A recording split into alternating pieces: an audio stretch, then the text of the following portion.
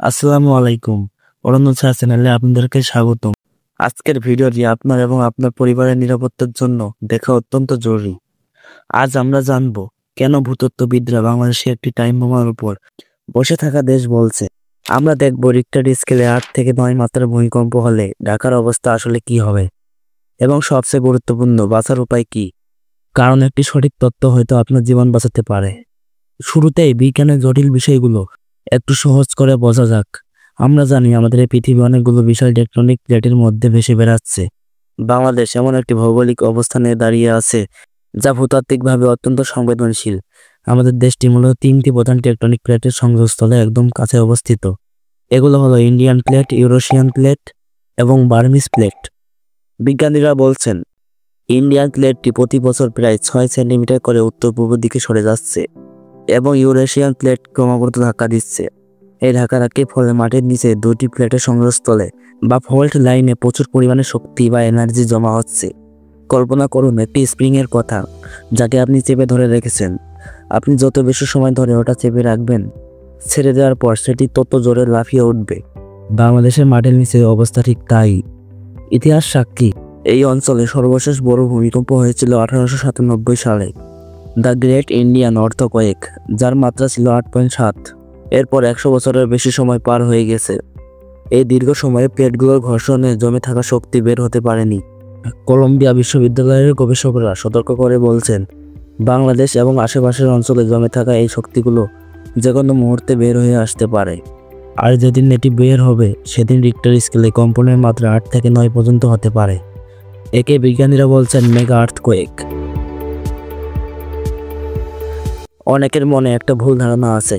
আমরা জানি এই যে মাঝে মাঝে 4 বা 5 মাত্রার ছোট ছোট ভূমিকম্প হচ্ছে, এতে বোধহয় মাটির নিচে জমে থাকা শক্তি বা এনার্জি রিলিজ হয়ে যাচ্ছে, ফলে বড় ভূমিকম্পের ঝুঁকি কমছে। কিন্তু বাস্তবতা আসলেই উল্টো। বিশেষজ্ঞরা বলছেন এই ছোট বা মাঝারি কম্পনগুলো আসলে ফোর্সক হতে পারে, অর্থাৎ বড় কোনো ঝুড়ির তলায় খসে পড়ার আগে যেমন আওয়াজ হয়, এগুলো সেই আওয়াজই। বিশেষ করে সিলেট ও চট্টগ্রাম অঞ্চলের ডাউকি ফল্ট এবং প্লেট বাউন্ডারি খুব কাছে হওয়ায় সেখানে ঘন ঘন কম্পন হয়। কোনো ফাটল সক্রিয় হওয়ার ইঙ্গিত দিচ্ছে। মাটির নিচে প্লেটগুলো যেন অস্থির হয়ে আছে, এই ছোট কাঁপুনিগুলো তারই প্রমাণ।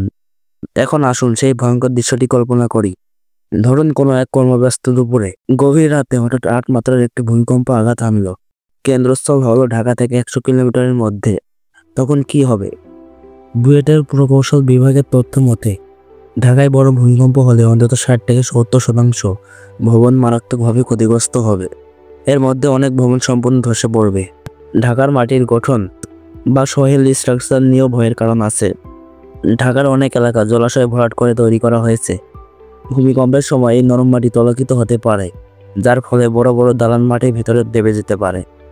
বিপদ শুধু দালান ধসে পড়তেই সীমাবদ্ধ থাকবে না, ভূমিকম্পের সাথে সাথে মাটির নিচে গ্যাস লাইন ফেটে পুরো শহর ভয়াবহ আগুনে পরিণত হবে। জাপানে বা তুরস্কে ভূমিকম্পের পর আমরা দেখছি আগুনের কারণে প্রচুর পরিমাণে মানুষ মারা যায়। ঢাকায় সরু রাস্তায় ফায়ার সার্ভিসের গাড়ি বা অ্যাম্বুলেন্সের ঢোকা প্রায় অসম্ভব হয়ে পড়বে। বিদ্যুৎ ব্যবস্থা ভেঙে পড়বে, মোবাইল নেটওয়ার্ক কাজ করবে না, অর্থাৎ আমরা পুরোপুরি বিচ্ছিন্ন হয়ে পড়ব।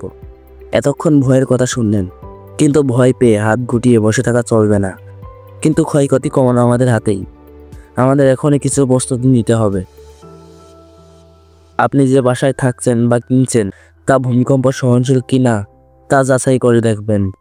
ইমার্জেন্সি এক্সিট, আপনারা বাসা বা অফিস থেকে বের হওয়ার জরুরি পথ কোনটি তা আগে ঠিক করে রাখুন। সিঁড়িতে যেন কোনো বাধা না থাকে। একটি ঘরের ভারী ভারী কোনো জিনিসপত্র আলাদা কোনো জায়গায় রাখুন।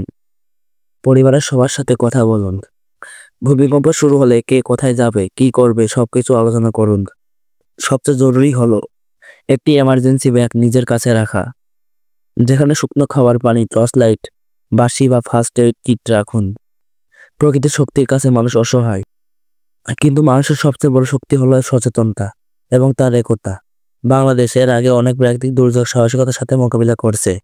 ভূমিকম্পের মতো অদৃশ্য শত্রুর বিরুদ্ধে আমাদের অস্ত্র হলো প্রস্তুতি। আপনার এলাকাটি কি ভূমিকম্পে ঝুঁকিপূর্ণ?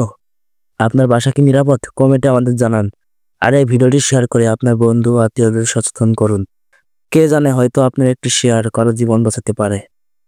ভিডিওটি ইনফরমেটিভ হলে লাইক দিতে ভুলবেন না এমনই আর বিশ্লেষণ ধর্মী ভিডিও দেখতে চাইলে আমাদের চ্যানেলটি সাবস্ক্রাইব করে পাশে থাকবেন।